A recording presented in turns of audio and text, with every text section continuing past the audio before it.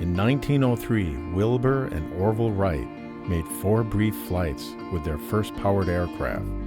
The Wright brothers made history that day, changing transportation across the world. Today, a unique dining experience, paying tribute to the world of aviation. Pat O'Malley's Jet Room.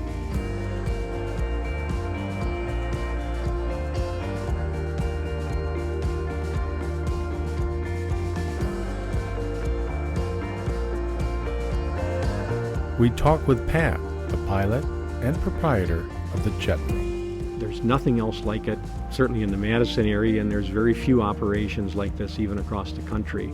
For over 2 decades, the Jet Room restaurant has served both pilots and non-pilots. 75% of our customers have no real connection with aviation. They're not pilots, they don't work on the airport, but they enjoy coming here to watch airplanes. Hopefully they get treated to a good meal and good service. The balance of our customers are pilots that are flying maybe their clients in for a meeting in Madison, or people are flying in to just have breakfast, hobby pilots, and then people that work on the airport grounds, service people, avionics people, employees of Wisconsin Aviation. We do also get some of the folks that work on the scheduled airline side that will come over to eat as well, so they're part of the aviation community. Perhaps the most unique menu item is the $100 burger. It's one of my favorite things that we've done. So what we do, using the pilot slang of $100 hamburger, which the pilots joke about the cost to fly out for a lunch by the time they rent the airplane and so on. So we tag on to that $100 hamburger name, and what we offer is an airplane ride of about a half an hour for 2 people, and the price is $100 total. And then they also get a meal coupon, which is the burger portion of that. Has been very, very successful. Surrounded by aviation, even the menu will put you in first class. The menu, we've tried to give it good aviation flair and come up with names that tie into aviation. The thing I probably eat too much of is hamburgers, but we have one that we call the Beacon Burger, which is actually a bacon burger, but the beacon, like airport beacon, that type of thing. And so that's kind of fun. So much is going on in the Jet Room these days as business continues to grow.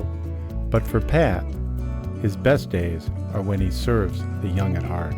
Seeing the little kids get so excited. We do a lot with children. We give them little cardboard put together airplanes. Every kid gets a little airplane, and we have a children's menu, aviation themed, and they just get so excited.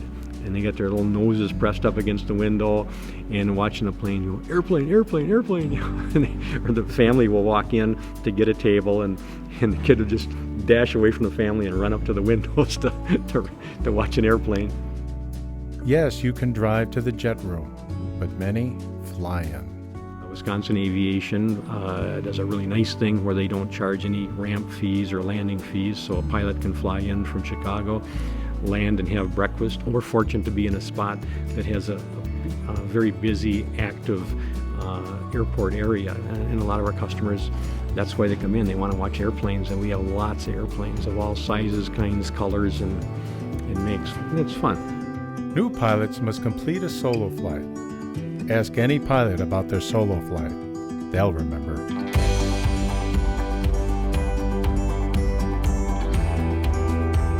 It's like one of the most incredible things ever.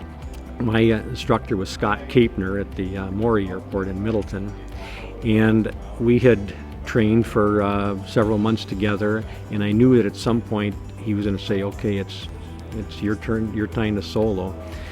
That particular day, I didn't know it was going to happen, but each day he'd say, now make sure you have your medical certificate, which is your temporary pilot's license in that case. Make sure you have that with you so you're ready to solo. And then the day came, we went out and we did 3 takeoffs and landings, and then he said, okay, taxi back up to the main building. I'm going to get out, and then I want you to go do the same thing we just did. Of course, now my heart's pounding quite a bit, but I'd been trained well, knew what to do, so I taxied back to the runway and pulled out onto the runway, put the throttle forward, and the most amazing thing was how quickly the airplane got off the ground without that instructor sitting next to me, without that extra ballast. So the plane just shot up. It was the coolest feeling. And then I was up maybe about 1,000 feet, and it was so weird. I was used to looking over and seeing him sitting there, and now I look over and there's nobody there, and it suddenly hit me. You're on your own, pal. This is it. You got to get yourself back to the ground and land, but you talk yourself through it like you've done many times before, and it went just totally smooth. But it's truly exhilarating. We have been talking with Pat O'Malley of the Jet Room Restaurant. Prepare for takeoff at Wisconsin Aviation.